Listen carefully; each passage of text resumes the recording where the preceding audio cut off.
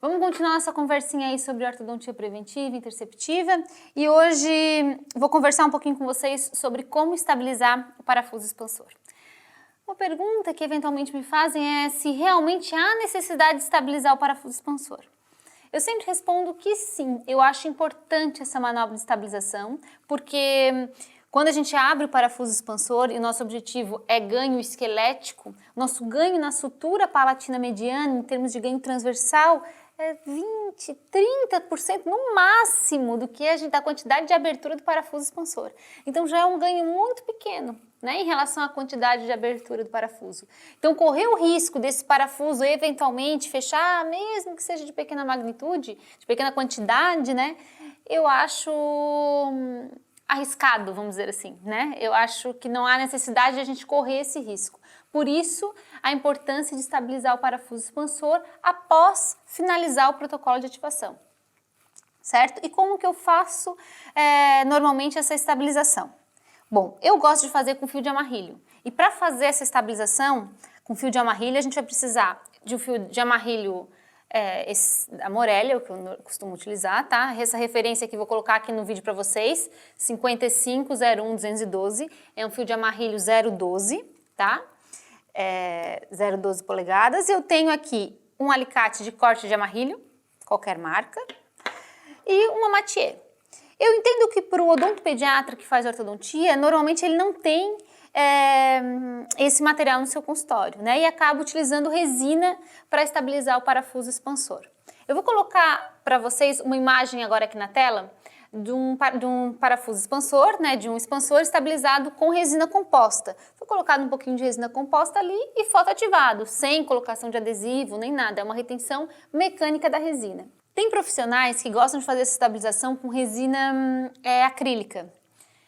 De maneira geral, eu prefiro o amarrilho, porque já aconteceu de cair o parafuso expansor próximo ao período de finalização, né? Assim que a gente terminou de ativar o aparelho, já aconteceu de cair o expansor. E se cai o expansor e o paciente chega no teu consultório e ele acabou de fazer o protocolo de ativação, às vezes essa recidiva é tão importante que a gente não consegue reinstalar o expansor na mesma amplitude. A gente tem que fechar um pouquinho o parafuso expansor, né? Fechar o aparelho para depois poder reinstalar e eventualmente até voltar a abrir.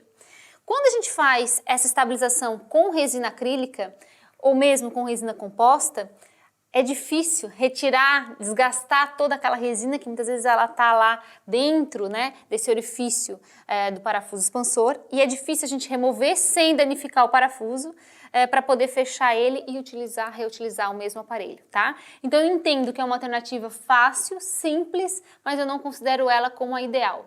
Sempre que na clínica da especialização de odontopediatria a gente não tem um amarrilho à mão, eu opto pela resina composta. Acho mais fácil desgastar ela e não em grande quantidade, tá? Mas como no consultório de maneira geral eu tenho amarrilho, eu acabo utilizando amarrilho, tá? Então como que a gente faz essa estabilização? Vou mostrar para vocês. Eu gosto de utilizar um fio de amarrilho duplo. Então aqui a gente corta um pedacinho de amarrilho, né? Duplo, aqui tem 2 segmentos de fio. Deve ter aqui uns 5 centímetros mais ou menos, ó. Aí a gente trança eles um pouquinho, para ficar mais fácil de colocar, que esses segmentos de fios fiquem juntos, tá? A pontinha, sempre dobro, faço uma curvinha, dá para ver aí, Marcelo? Tá? Vocês já vão entender o porquê. Vou segurar ele aqui com a minha mathieu, certo? O paciente deita na cadeira, eu peço para ele abrir bem a boca, inclinar a cabeça para trás, e aí vou colocar esse fio de amarrilho bem aqui no meio do orifício do parafuso expansor, certo? E como ele tem essa curvinha, ó, eu vejo normalmente a pontinha vindo ali, ó, certo? Aqui por essa porção mais anterior do aparelho. Puxo.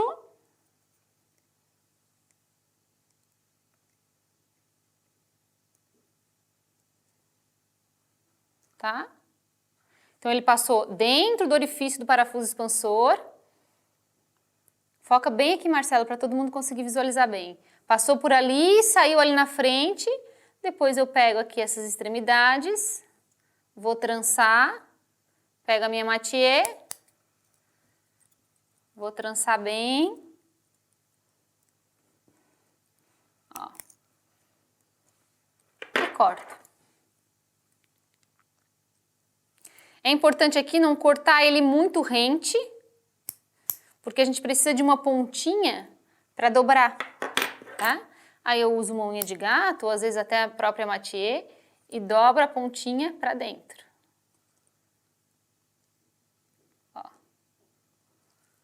Para que ela fique bem escondidinha assim, dentro do parafuso, tá? E não fique aquela pontinha ali incomodando o paciente.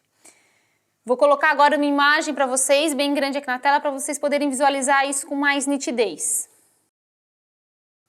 Certo? Então, dessa forma, eu acho bem fácil a estabilização. E depois, se acontecer do parafuso expansor soltar e eu precisar reinstalar ele, tiver que fechar ele, ou mesmo precisar abrir um pouquinho mais posteriormente, eu venho com o meu alicate de amarrilho, corto, removo os segmentos de fios e pronto. O parafuso está livre para poder fazer a reativação, tá? Esse aparelho que está aqui, esse aparelho expansor tipo Haas, eu gosto bastante do Haas, né? Quero que vocês observem as características desse aparelho, como é interessante.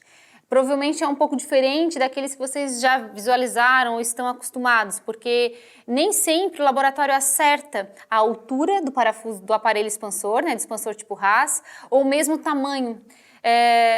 Eu entendo que muita gente não gosta de usar o Haas, principalmente porque acumula alimento, enfim. Em outra oportunidade a gente pode discutir melhor essas características e o que eu entendo que o Haas traz de benefícios e por que eu escolho utilizar esse tipo de aparelho, mas só quero que vocês observem, olha como o aparelho, ele é fininho, tá vendo? Não tem aquele excesso de acrílico, o parafuso está bem posterior, mais colocado lá perto da RAF.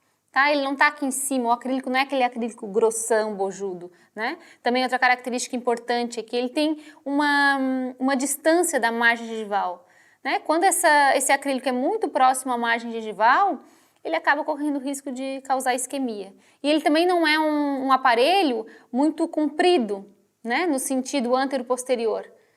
Ele livra bem essa região de rugas palatinas, que seria aqui nessa região.